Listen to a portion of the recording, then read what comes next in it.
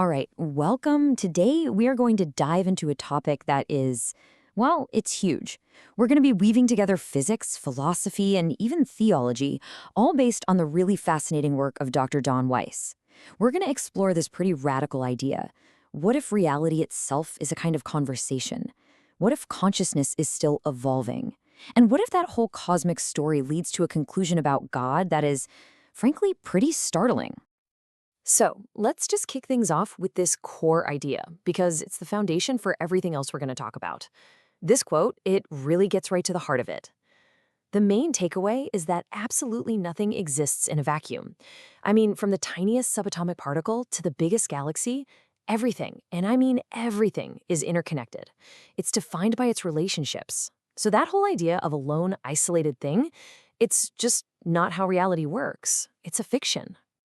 Okay, so how in the world do we get from a bunch of interconnected particles all the way to the divine? Well, here's the game plan. We're going to start with this idea that reality is a dialogue. Then we'll climb up what you can think of as a ladder of consciousness and see where humans fit in.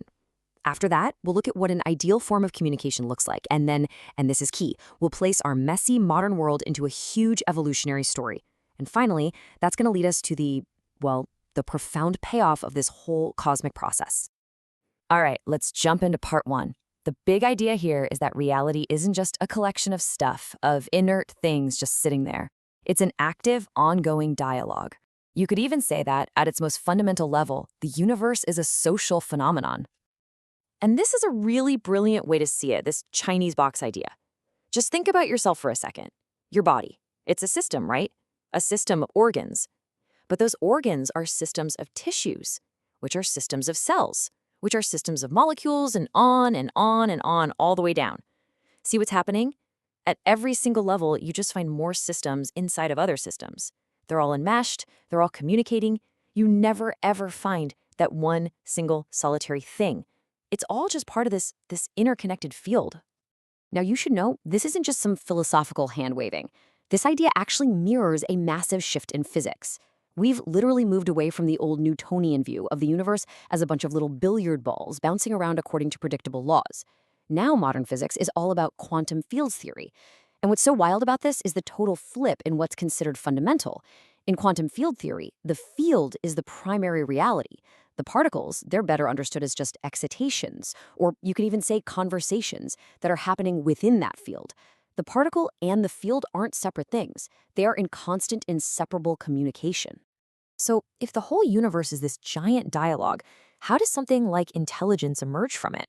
Well, to understand that, we have to draw a really important line between different levels of awareness. So, first up, you've got your basic consciousness. This is simply awareness of the world around you. We can all agree a cat is conscious, right?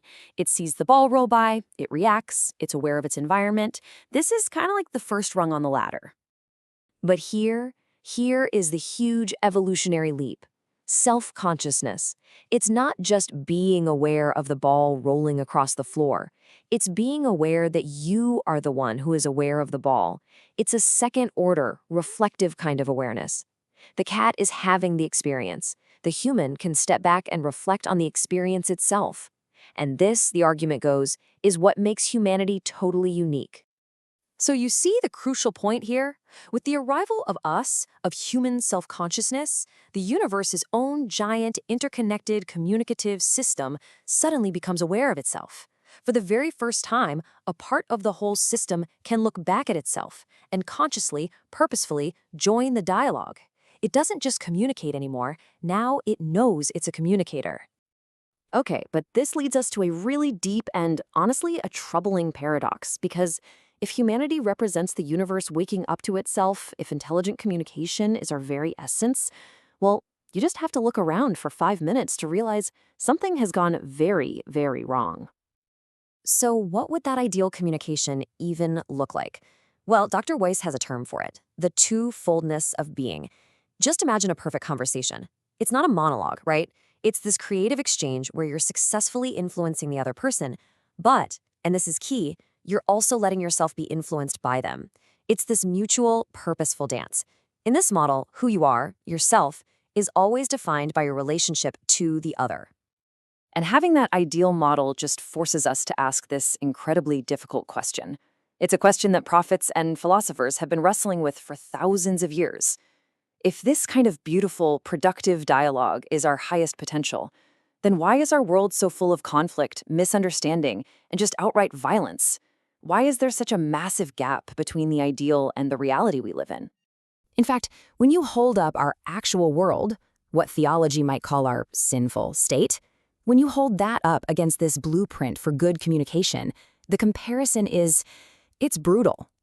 Measured against that standard, against what we could be, the system we have for solving problems right now looks like, well, frankly, a miserable failure. So, how do we make sense of that gap without just falling into total despair? Well, the answer, according to this way of thinking, is to stop seeing our current situation as some final moral failure. Instead, we have to reframe it as just one necessary stage in a much, much, much larger story. The key here is to realize that evolution is a universal process. It didn't just stop with biology. I mean, the entire universe had a beginning, right? The Big Bang. Stars have life cycles. They're born, they develop, they die. Everything is on some kind of developmental journey. And our current human condition, it's simply the point that this cosmic dialogue has managed to reach so far. We're not at the end. So instead of beating ourselves up for being where we are, this perspective invites us to see our imperfect, conflicted world as the precise developmental stage the universe has currently gotten to. It isn't the end of the story. It's just a messy, incredibly difficult, but ultimately necessary chapter in that story. This reframing is actually really powerful. It does two things. First, it gives us a way to understand why we're at this weird point where we're so advanced and yet so deeply flawed. And second, it gives us a clear picture of the goal. That ancient prophetic dream of a world at peace, of beating swords into plowshares, that's not just some nice, hopeful fantasy. In this story, that's the actual blueprint for the final act. That's where this is all heading. And that brings us to our final section. This is the ultimate conclusion of the whole argument. This is what Dr. Weiss calls the spooky payoff. And I gotta tell you, it completely changes how you might think about the divine. Just think about it for a second. What is the logical endpoint of this massive cosmic story of evolution and dialogue?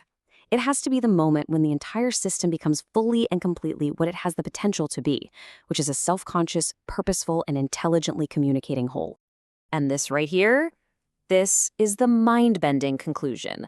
The idea is that divine self-consciousness isn't some pre-existing thing. It's not some being in the sky watching the show unfold. No, the divine is something that only comes into full realization at the very end of the process. And, this is the kicker, it happens through us, through the vehicle of human self-consciousness.